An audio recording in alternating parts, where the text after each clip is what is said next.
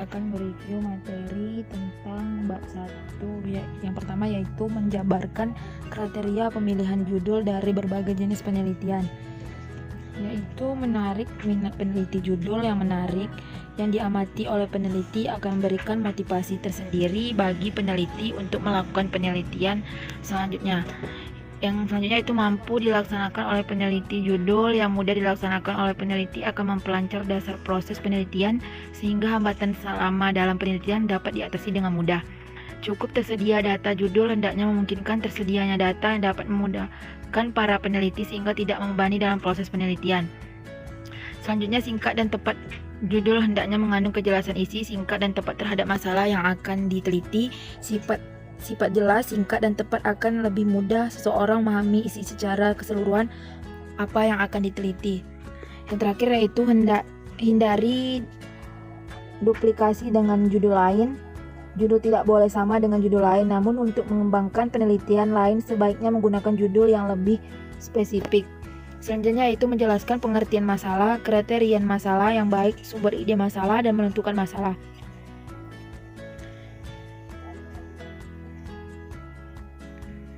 Refleksif masih baru. Pengertian baru di sini adalah masalah penelitian tersebut pernah diungkapkan atau masih jarang dilakukan peneliti oleh orang lain. Dengan kata lain, masalah tersebut masih hangat-hangatnya di masyarakat.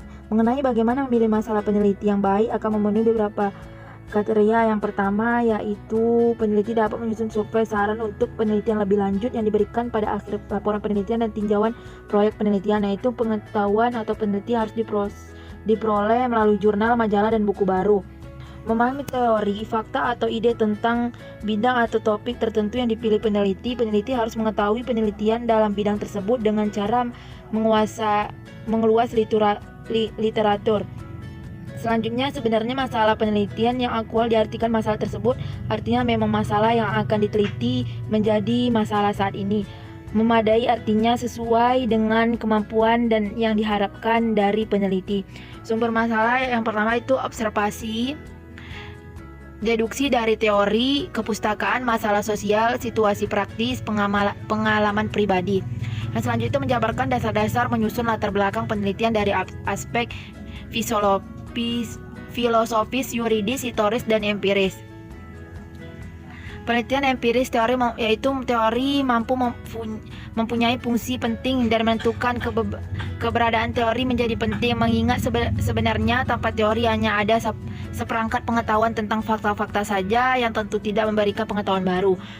Aspek yuridis adalah terkait landasan hukum yang menjadi dasar kewenangan pembuatan peraturan daerah. Aspek filosofis adalah terkait dengan nilai-nilai etika dan normal yang berlaku di masyarakat. Selanjutnya menjelaskan langkah-langkah mengidentifikasi masalah penelitian pendidikan.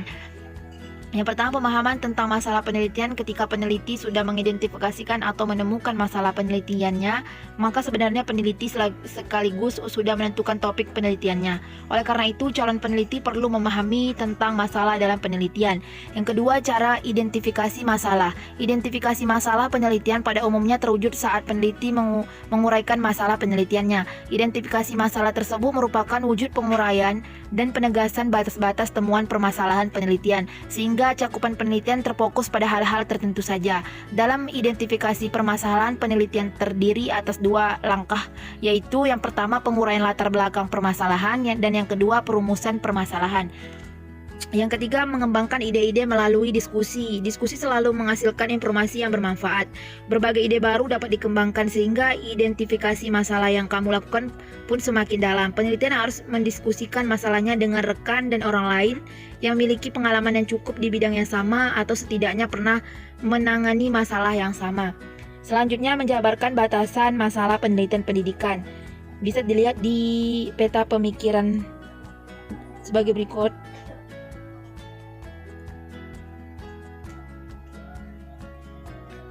Dan selanjutnya itu menjabarkan rumusan masalah penelitian dari berbagai jenis penelitian. Masalah deskriptif, masalah asosiatif, masalah komparatif. Yang pertama, hubungan sistematis. Hubungan simetris adalah merupakan hubungan antara dua variabel atau lebih yang muncul bersamaan atau diartikan sejajar. Yang kedua, hubungan kausal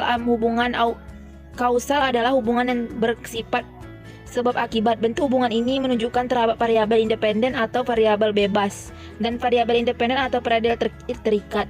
Rumus masalah deskriptif adalah suatu rumusan masalah berkenaan dengan pertanyaan terhadap keberadaan variabel mandiri baik hanya pada satu variabel atau lebih. Rumusan komparatif adalah rumusan masalah penelitian yang membandingkan keberadaan satu variabel atau lebih pada dua atau lebih sampel yang berbeda.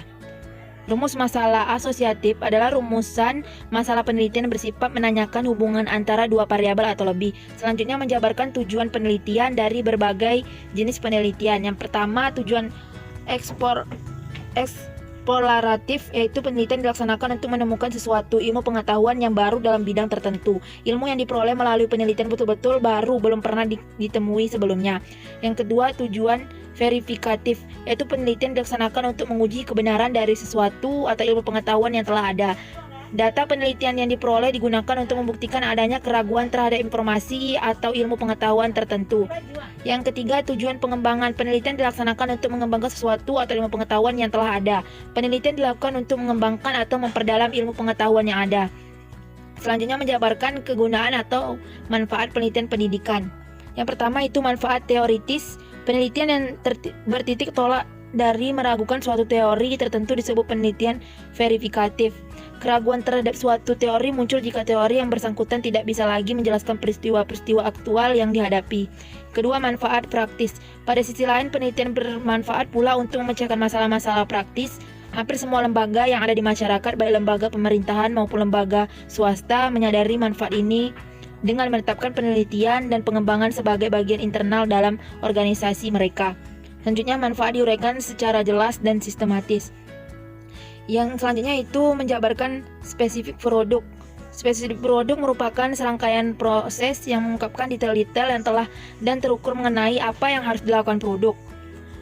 Media pembelajaran fisika disajikan dengan pendekatan konstekstual sehingga di dalamnya memuat prinsip konstekstual grafik berkenaan dengan masalah-masalah aktual di masyarakat.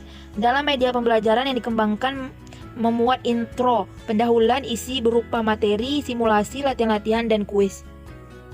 Menjabarkan asumsi serta keterbatasan beserta contohnya. Bisa dilihat di peta pemikiran saya sebagai berikut.